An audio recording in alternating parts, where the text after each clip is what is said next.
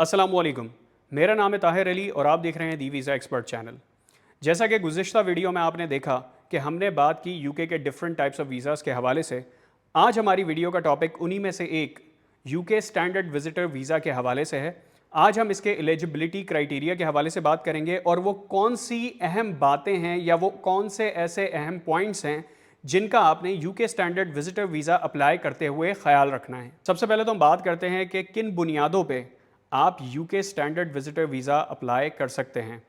Number 1, आप travel and tourism purpose के लिए UK standard visitor visa apply कर सकते हैं। नंबर 2, आप अपने फैमिली फ्रेंड से मिलने के लिए UK standard visitor visa apply कर सकते हैं। नंबर 3, आप किसी बिजनेस ट्रिप, बिजनेस मीटिंग के लिए UK standard visitor visa apply कर सकते हैं। नंबर 4, आप कोई शॉर्ट कोर्स करने के लिए यूके के अंदर UK standard visitor visa apply कर सकते हैं। UK standard visitor visa eligibility criteria में जो सबसे अहम पॉइंट है, जो सबसे पहला पॉइंट है हमारा, वो आपका प्रोफेशन है।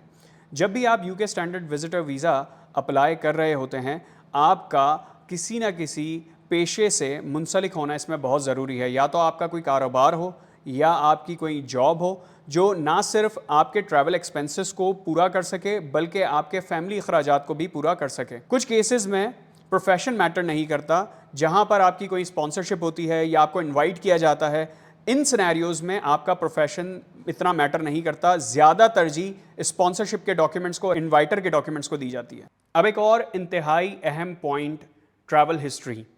जब कभी भी आप UK standard visitor visa travel and tourism purpose के लिए अप्लाई करते हैं तो वीज़ा काउंसलर की नज़र आपकी ट्रैवल हिस्ट्री पे पड़ती है और वीज़ा काउंसलर ये देखता है कि यूके आने से पहले आप किन किन कंट्रीज़ को ऑलरेडी विज़िट कर चुके हैं। तो हम रिकमेंड ये करते हैं कि UK standard visitor visa apply करने से पहले आप कुछ ट्रैवल हिस्ट्री को अपनी स्ट्रॉन्ग करें और वो आप इस तरह से स्ट्रॉन्ग कर सकते हैं कि आप कुछ एशियन कंट्रीज़ घूम सकते हैं जैसे कि मलेशिया, थाईलैंड, सिंगापुर। आप टर्की को विज़िट कर सकते हैं, आप मिडल ईस्टर्न कंट्री को विज़िट कर सकते हैं, आप कुछ स्टैंडर्ड शेंजन कंट्रीज़ को जो है वो विज़िट कर सकते हैं और फिर अपना UK standard visitor visa apply कर सकते हैं। अब एक और पॉइंट जिसका आपको UK standard visitor visa apply करते हुए बहुत ज़्यादा ध्यान रखना है और वो ये है कि आपका टैक्स कंप्लाइंट होना। टैक्स कंप्लाइंट होना इंतहाई ज़रूरी है कि जब आप UK standard visitor visa apply कर रहे हैं, क्योंकि यूके वीज़ा काउंसलर की नज़र आपकी पूरी एप्लीकेशन में सबसे ज़्यादा टैक्स रिटर्न्स के ऊपर होती है, क्योंकि उनकी अव्वलीन तरजीह यही होती है कि जो भी यूके को विज़िट करने आए वो अपने मुल्क का एक लॉ अबाइडिंग, रिस्पॉन्सिबल और टैक्स पेइंग सिटीज़न हो। तो मेरी गुजारिश उन लोगों से है जो भी UK standard visitor visa application को फाइल कर रहे होते हैं तो सबसे पहले वो नज़र डाल लें कि उनकी टैक्स पेइंग हिस्ट्री प्रॉपर तरीके से प्रिपेयर है या नहीं है, क्योंकि हमने देखा है बहुत से लोग टैक्सेस तो पे कर रहे होते हैं लेकिन उन टैक्सेस को वो कहीं प्रॉपर इदारों में फाइल नहीं करते। तो जब भी आप एप्लीकेशन को अप्लाई कर रहे हो यूके स्टैंडर्ड विजिटर वीज़ा की, कोशिश ये करें कि आप सबसे पहले अपनी टैक्स पेइंग हिस्ट्री के ऊपर नज़र डालें और टैक्स पेइंग हिस्ट्री को प्रिपेयर करने के बाद आप एप्लीकेशन को फाइल करें, तो ये आपकी एप्लीकेशन के ऊपर एक मस्बत असर डालेगी। अब हम बात करेंगे एक और इंतहाई अहम पॉइंट के ऊपर जो कि है आपकी फाइनेंशियल ट्रांसपेरेंसी। फाइनेंशियल ट्रांसपेरेंसी क्या होती है? फाइनेंशियल ट्रांसपेरेंसी की मिसाल मैं आपको ऐसे दूंगा कि फॉर एग्जांपल अगर आप एक नौकरी पेशा फ़र्द हैं और आप यूके स्टैंडर्ड विजिटर वीज़ा के लिए अप्लाई कर रहे हैं और अपना बैंक स्टेटमेंट वहाँ पे जमा करा रहे हैं जो कि 6 महीने का बैंक स्टेटमेंट होता है, तो आप वहाँ पर डिक्लेयर ये भी करते हैं कि आप एक सो एंड सो कंपनी के लिए जॉब करते हैं और आप अपनी 6 महीने की सैलरी स्लिप्स भी वहाँ लगाते हैं। तो यूके वीज़ा काउंसलर जब आपकी एप्लीकेशन को रिव्यू कर रहे होते हैं तो उनके एंड पे सिर्फ एक पॉइंट रहता है कि आपके अकाउंट में जो इनकमिंग होती है वो सिर्फ और सिर्फ आपकी सैलरी की होती है और कोई दूसरी इनकमिंग नहीं होती, और ये बहुत ही इंपॉर्टेंट है। तो फॉर एग्जांपल अगर आप एक अकाउंट को मेंटेन करके चल रहे हैं जिसमें आपकी सैलरी आती है तो कोशिश ये करें कि उसके अंदर कोई दूसरी इनकमिंग ट्रांजैक्शन नहीं होनी चाहिए, सिर्फ और सिर्फ आपकी सैलरी आनी चाहिए और आप अपने एक्सपेंडिचर्स अपनी सैलरी से ही पूरे कर सकें और कुछ सेविंग्स वगैरह भी उसमें शो कर सकें।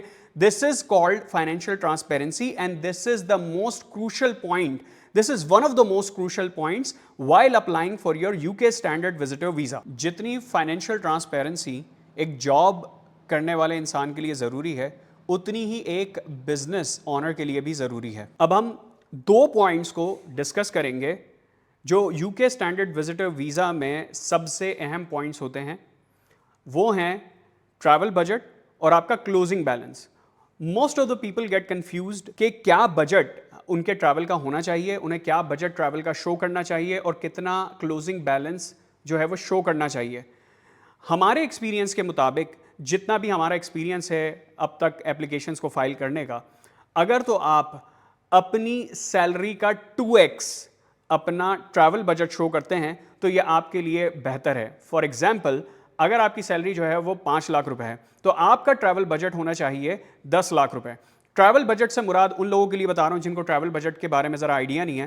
ट्रैवल बजट तमाम ट्रैवल पे होने वाले एक्सपेंडिचर को कहते हैं, जिसमें फ़्लाइट आपकी आ जाती है, जिसमें आपका होटल बुकिंग आ जाती है, जिसमें आपकी ट्रांसपोर्टेशन के एक्सपेंडिचर आ जाते हैं, वहाँ ईटरी के एक्सपेंडिचर आ सकते हैं, मिसलेनियस एक्सपेंसेस आ जाते हैं। तो ये एंटायरली समझ लें एक तरीके से ये आपका पूरा ट्रैवल बजट हो जाता है।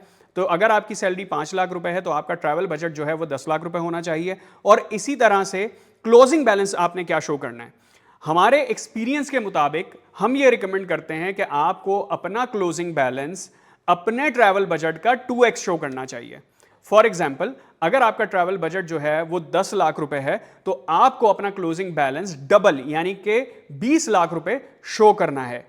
उससे क्या होता है, उससे होता यह है कि फॉर एग्जांपल अगर आपके ट्रैवल बजट में जो भी आपने एक असेस करके ट्रैवल बजट दिया है उसके अंदर फॉर एग्जांपल अगर आप अपने एक्सपेंडिचर से एक्सीड कर जाते हैं तो at least you have enough closing balance to support your travel expenses. तो ये थे यूके स्टैंडर्ड विजिटर वीज़ा के एलिजिबिलिटी क्राइटेरियाज के कुछ अहम पॉइंट्स। मज़ीद इसी तरह की वीडियो के लिए आप हमारे चैनल को सब्सक्राइब कर लें, हमें इंस्टाग्राम फेसबुक के ऊपर फॉलो कर लें और किसी भी किस्म की वीज़ा गाइडेंस के लिए आप हमारे व्हाट्सएप नंबर पर भी हमसे रब्ता कर सकते हैं। शुक्रिया।